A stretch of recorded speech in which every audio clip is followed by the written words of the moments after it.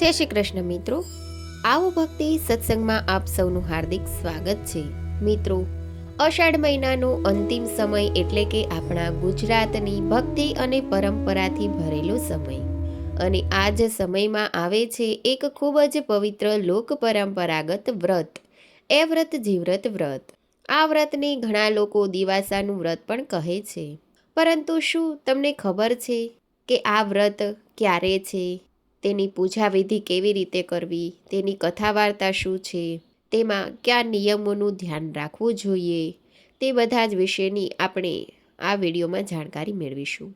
મિત્રો, વિડીયો ગમે તો ચેનલને લાઈક કરજો, શેર કરજો અને આવા જ ભક્તિમય વિડીયો જોવા માટે મારી ચેનલને સબસ્ક્રાઈબ કરી લેજો, જેથી આવનારા નવા ધાર્મિક વિડીયોની માહિતી આપ સુધી તુરંત પહોંચી રહે. ધન્યવાદ. મિત્રો, સૌથી પહેલાં આપણે જાણી લઈએ કે 2026માં આ વ્રત ક્યારે છે. તો કે ગુજરાતી પંચાંગ પ્રમાણે અષાઢ વદ તેરસ એટલે કે 10 ઓગસ્ટ 2026ને સોમવારના દિવસે આવે છે. ત્યારબાદ વદ 14 અને અંતે 12 ઓગસ્ટે 2026 બુધવારના દિવસે અષાઢી અમાસ એટલે કે દિવાસો આવે છે. હિન્દુ પંચાંગ મુજબ 10 ઓગસ્ટે વદ તેરસ અને 12 ઓગસ્ટે અમાસ દર્શાવવામાં આવી છે. એટલે આ પંચાંગ પ્રમાણે 3 દિવસનો સમય 10 ઓગસ્ટ વદ તેરસ, 11 ઓગસ્ટ 14 અને 12 ઓગસ્ટે અમાસ એટલે કે દિવાસો. આમ એ વ્રત જીવ્રતનું વ્રત અષાઢ વદ તેરસથી અમાસ સુધી 3 દિવસ કરવામાં આવે છે. આ વ્રત ગુજરાતની લોક પરંપરામાં વિશેષ મહત્વ ધરાવે છે. ખાસ કરીને નવી પરણેલી વહુઓ અને સુહાગન સ્ત્રીઓ આ વ્રત કરે છે. આ વ્રત પાછળની ભાવના છે કે પરિવારમાં સુખ અને શાંતિ રહે, પતિનું આયુષ્ય લાંબુ રહે, સંતાનનું કલ્યાણ થાય અને ઘરમાં માતાજીની કૃપા જળવાઈ રહે. કેટલીક પરંપરાઓમાં આ વ્રતને જયા વિજયા વગેરે સ્ત્રી વ્રતો સાથે પણ જોડવામાં આવે છે. પરંતુ અહીં એક વાત ખાસ યાદ રાખવી કે આ લોક પરંપરાનું વ્રત છે અને અલગ અલગ કુટુંબો તથા પ્રદેશોમાં તેની વિધિમાં થોડો ફેરફાર જોવા મળે છે. એટલે તમારા ઘરમાં વર્ષોથી જે પરંપરા ચાલતી હોય તેના પ્રમાણે તમારે આ વ્રત કરવાનું રહેશે. મિત્રો, વ્રતનું આધ્યાત્મિક મહત્વ જોઈએ તો વ્રત એટલે કે માત્ર ભૂખ્યા રહેવું નહીં. વ્રત એટલે મન, વાણી અને વર્તનમાં સંયમ. 3 દિવસ દરમિયાન માતાજીનું સ્મરણ કરવું, ઘરમાં શાંતિ રાખવી, કોઈની નિંદા કરવી નહીં, ગુસ્સો કરવો નહીં અને ભક્તિભાવથી દિવસ પસાર કરવું. એ વ્રત જીવ્રતની લોકમાન્યતા પરિવારના સુખ, અખંડ સૌભાગ્ય અને સંતાનના કલ્યાણ માટે જોડાયેલી છે. એટલે આ વ્રતનો સાચો અર્થ છે, માતાજી અમારા પરિવાર પર તમારી કૃપા જળવાઈ રહે અને સૌનું કલ્યાણ થાય. મિત્રો, હવે ખાસ આપણે વ્રતની પૂજા વિધિ કેવી રીતે કરવી. તો કે વ્રતના દિવસે સવારે વહેલા ઉઠવું, સૌ પ્રથમ ઘરની સફાઈ કરી ત્યારબાદ સ્નાન કરીને સ્વચ્છ કપડાં પહેરવા, ઘરના મંદિરને સાફ કરવું, પૂજા માટે જરૂરી સામગ્રી તૈયાર કરી લેવી. સામાન્ય રીતે દીવો, ઘી, કંકુ, ચોખા, ફૂલ, અગરબત્તી, નૈવેદ્ય વગેરે પોતાની પરંપરા પ્રમાણે રાખી શકાય. ત્યાર પછી એ વ્રત જીવ્રત માતાનું સ્મરણ કરીને દીવો પ્રગટાવવો. ઘરમાં પરંપરા હોય તો માતાજીનું ચિત્ર અથવા ફોટો બનાવી અથવા હોય તો તેની પૂજા કરી શકાય. હવે એકદમ સરળ રીતે સૌ પ્રથમ દીવો પ્રગટાવો, પછી હાથ જોડીને ગણેશજીનું સ્મરણ કરો. ત્યાર પછી માતાજીના ફોટાને ચાંદલો કરો, ચોખા લગાવો અને ફૂલ અર્પણ કરો, અગરબત્તી કરો, ઘીનો દીવો પ્રગટાવો. પછી એ વ્રત માતા અને જીવ્રત માતાનું ધ્યાન કરીને પ્રાર્થના કરો. તમે સરળ શબ્દોમાં આવી પ્રાર્થના કરી શકો કે હે એ વ્રત માતા, હે જીવ્રત માતા, મારા પરિવાર પર તમારી કૃપા રાખજો. મારા પતિનું આયુષ્ય, આરોગ્ય અને સુખ જળવાઈ રહે. મારા સંતાનોનું રક્ષણ કરજો. ઘરમાં સુખ, શાંતિ અને સમૃદ્ધિ રહે.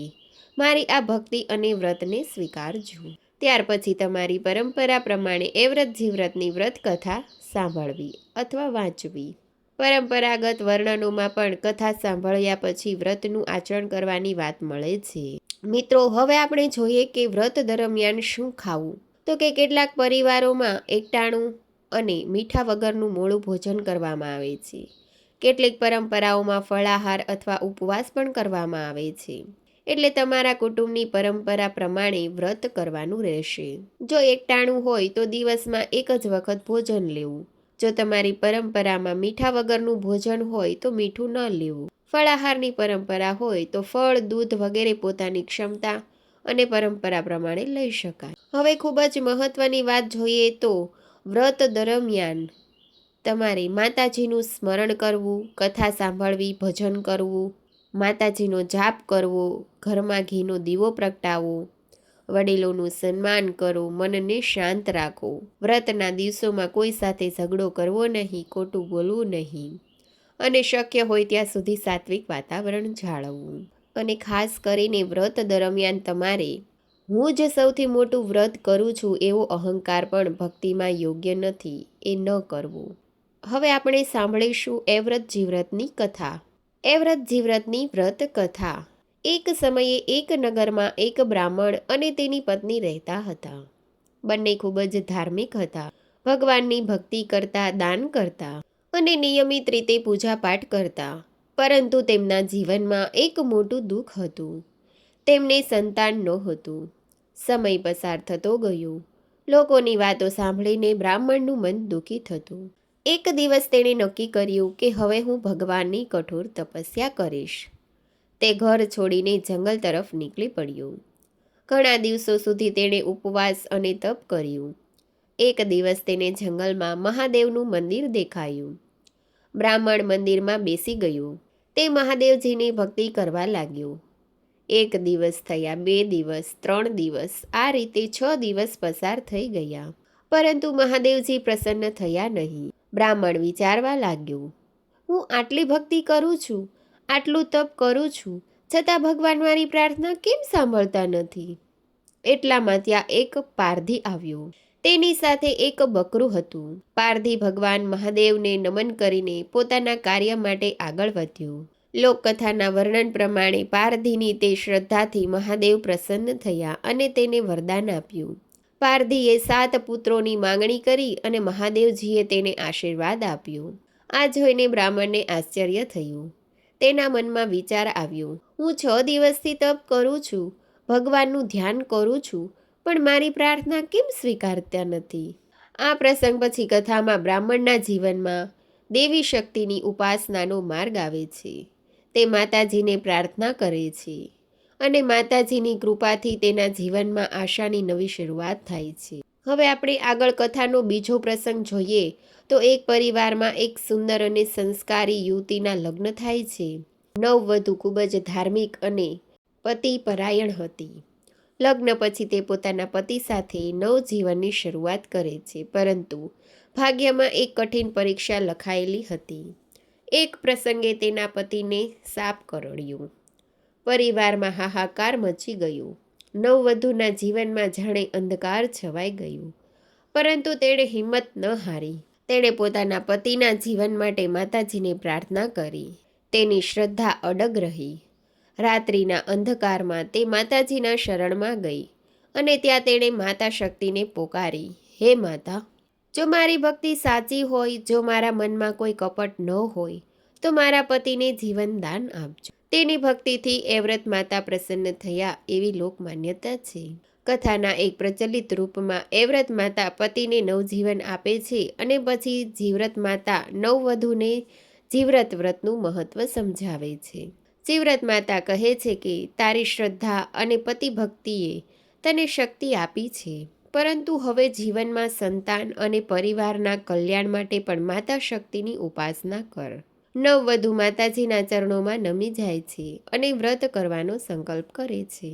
નવવધુ પોતાના ઘરે પરત આવે છે. સમય પસાર થાય છે. તે નિયમપૂર્વક માતાજીની ભક્તિ કરે છે. એ વ્રત જીવ્રત વ્રત કરે છે. જયા પાર્વતી જેવા અન્ય વ્રતોની પણ પોતાની પરંપરા પ્રમાણે ઉપાસના કરે છે. અને લોકમાન્યતા પ્રમાણે થોડા સમય પછી તેના ઘરમાં સંતાન સુખ આવે છે. આ કારણે ગુજરાતમાં એ વ્રત જીવ્રત વ્રતનું વિશેષ લોક મહાત્મ્ય માનવામાં આવે છે. મિત્રો, હવે આપણે જાણીએ કે વ્રત કેટલા વર્ષ કરવાનું. તો કે એ વ્રત જીવ્રત વ્રત 1 વર્ષ કરવાનું કે 5 વર્ષ. પરંપરાગત વર્ણનો પ્રમાણે આ વ્રત 5 વર્ષ સુધી કરવાની પરંપરા જોવા મળે છે. 5 વર્ષ પૂર્ણ થયા પછી ઉજવણું કરવામાં આવે છે. પરંપરાગત રીતે 5 સુહાગન સ્ત્રીઓ અથવા ગોરણીઓને આમંત્રિત કરવાની હોય છે. તેમને ભોજન કરાવવાનું હોય છે. પોતાની શક્તિ પ્રમાણે વસ્ત્ર, બંગડી, ચાંદલો, સોપારી, નારિયેળ અથવા દક્ષિણા વગેરે આપવાનું હોય છે. કેટલાક પરંપરાગત વર્ણનોમાં 5 ગોરણીઓ માટે 5ના પ્રમાણમાં વિવિધ વસ્તુઓ આપવાની રીત પણ જણાવાય છે. મિત્રો, 12 ઓગસ્ટ અમાસની રાત્રે એટલે કે અષાઢી અમાસે આ દિવસે વ્રતનું જાગરણ કરવાનું હોય છે. આ દિવસે માતાજીની પૂજા કરીને સાંજે દીવો કરવો. ઘરમાં પરંપરા હોય તો રાત્રે જાગરણ કરવાનું. માતાજીના ગરબા, ભજન અને કથા કરવી. પરંપરાગત રીતે અખંડ દીવો રાખવાની રીત પણ જોવા મળે છે.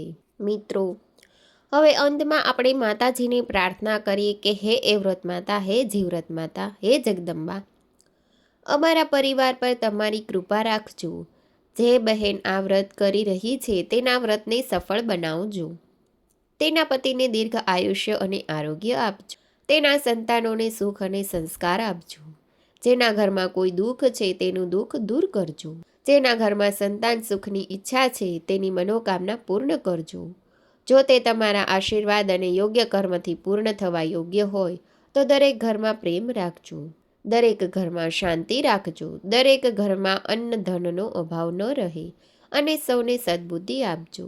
એ વ્રત માતાની જય, જીવ્રત માતાની. મિત્રો, જો તમને આ વિડીયો ઉપયોગી લાગ્યો હોય તો વિડીયો પર એક લાઈક જરૂર કરજો. આ માહિતી તમારા પરિવાર અને કોઈ સભ્યને અથવા એ વ્રત જીવ્રત વ્રત કરનાર બહેનને જરૂર શેર કરજો. અને આવી જ ધાર્મિક કથા, વ્રત, પૂજા વિધિ અને તહેવારોની સંપૂર્ણ માહિતી માટે મારી ચેનલ આવો ભક્તિ સત્સંગમાંને સબસ્ક્રાઈબ કરી લેજો, જેથી આવનારા તમામ નવા ધાર્મિક વિડીયોની માહિતી તુરંત આપ સુધી પહોંચી રહે. જય શ્રી કૃષ્ણ.